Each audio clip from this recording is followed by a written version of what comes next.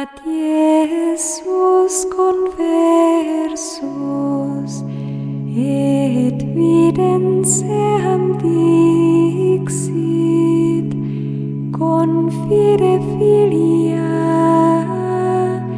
fides tua te salvam fecit, Alleluia.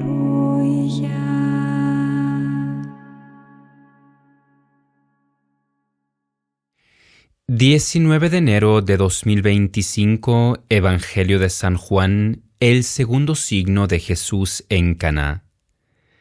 Del capítulo 4, versículos del 43 al 54.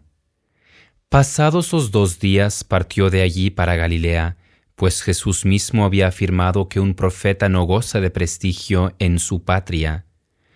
Cuando llegó pues a Galilea, los galileos le hicieron un buen recibimiento, porque habían visto todo lo que había hecho en Jerusalén durante la fiesta, pues también ellos habían ido. Volvió pues a Caná de Galilea, donde había convertido el agua en vino. Había un funcionario real cuyo hijo estaba enfermo en Cafarnaún. Cuando se enteró de que Jesús había venido de Judea a Galilea, fue a rogarle que bajase a curar a su hijo, porque estaba a punto de morir. Entonces Jesús le dijo: «Si no veis signos y prodigios, ¿no creéis?». El funcionario replicó: «Señor, baja antes de que muera mi hijo». Jesús le dice: «Vete, que tu hijo vive». Creyó el hombre en la palabra que Jesús le había dicho y se puso en camino. Cuando bajaba le salieron al encuentro sus siervos y le dijeron que su hijo vivía. Él les preguntó entonces la hora en que se había sentido mejor. Ellos respondieron: «Ayer a la hora 7ª le dejó la fiebre». El padre comprobó que era la misma hora en que le había dicho Jesús: «Tu hijo vive», y creyó él y toda su familia. Este fue el segundo signo que hizo Jesús cuando volvió de Judea a Galilea. Escucharemos una reflexión escrita por el hermano Elías, narrada por el hermano Nicolai y acompañada por un canto de arpa Dei. Un profeta no goza de prestigio en su patria, o como dice en otro evangelio, no es bien recibido. Jesús comparte la suerte de los otros profetas. En Nazaret, la aldea donde se había criado, incluso quisieron despeñar al Hijo de Dios, pero él, pasando por medio de ellos, se marchó. ¿Por qué sucede así? En general, los profetas solían enfrentarse a la hostilidad porque no complacían los deseos de los reyes u otros poderosos. Si eran verdaderos profetas, anunciaban la palabra del Señor sin tener especial consideración por la postura social de aquellos a quienes eran enviados. Son representantes de Dios, quien no mira la condición de los hombres. Pensemos en el profeta Elías, en Jeremías o en Juan Bautista, que no tuvo reparos en decirle al rey Herodes que no le era lícito tener a la mujer de su hermano. Por el otro lado, la gente estaba familiarizada con los profetas de su patria. Habían crecido juntos y convivido naturalmente. Conocían a sus padres y familiares, como vemos en el caso de Jesús, o de Jeremías en el Antiguo Testamento.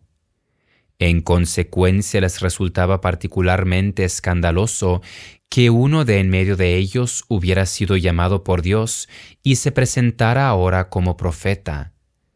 Por eso fácilmente sucedía que su misión fuera rechazada en su patria, hasta el punto de que Jesús corriera peligro de muerte a manos de sus compatriotas en Nazaret. En otros lugares de Galilea, en cambio, lo recibieron bien. Habían oído hablar de él o visto con sus propios ojos lo que había hecho en Jerusalén. Un funcionario real acudió angustiado a Jesús porque su hijo estaba a punto de morir.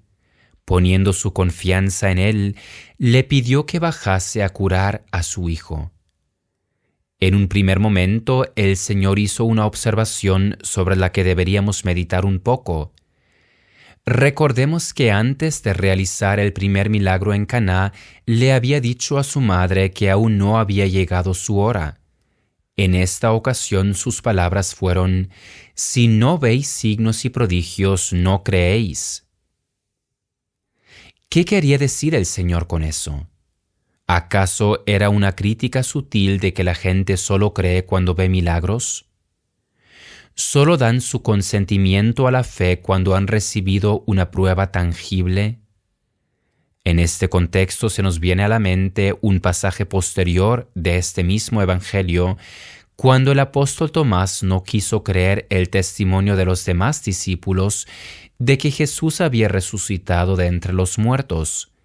Entonces el Señor le dice: «Dichosos los que no han visto y han creído». También podemos creer en el Señor sin que se produzcan milagros tangibles ante nuestros ojos. En este sentido, la fe no depende constantemente de manifestaciones visibles. Sin embargo, los signos y milagros son maravillosos dones de Dios que fortalecen nuestra fe. Para algunas personas, la experiencia de un milagro fue el momento decisivo para abrazar la fe. Como vemos en todo el Nuevo Testamento, las palabras de Jesús estaban acompañadas de muchos signos y prodigios que lo acreditaban como el Mesías prometido, el enviado del Padre. Los signos invitan a creer o fortalecen la fe que ya se tiene. Hay dos actitudes extremas que conviene evitar en nuestro camino de seguimiento de Cristo. Por un lado, la de aquellos que están constantemente pendientes de que acontezcan milagros para asegurarse de su fe.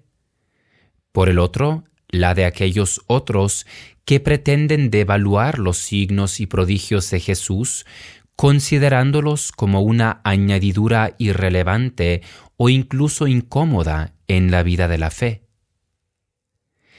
¿Qué fe encontramos en cambio en el funcionario real que cree a Jesús cuando éste le dice: «Tu hijo vive», y se pone en camino hacia su casa?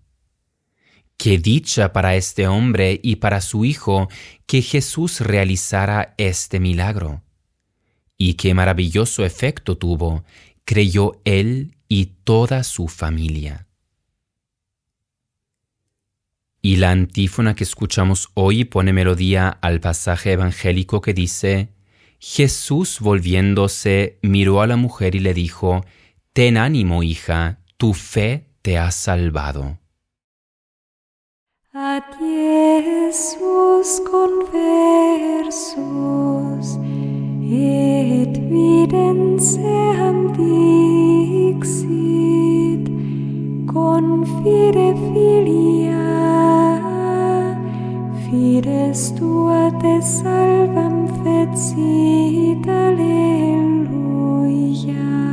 Expecta Dominum viriliter age, et confortetur cor tuum et sustine Dominum. Ad Iesus conversus et vidensem dixit: «Confide, filia, fides tua te salvam fecit, alleluia».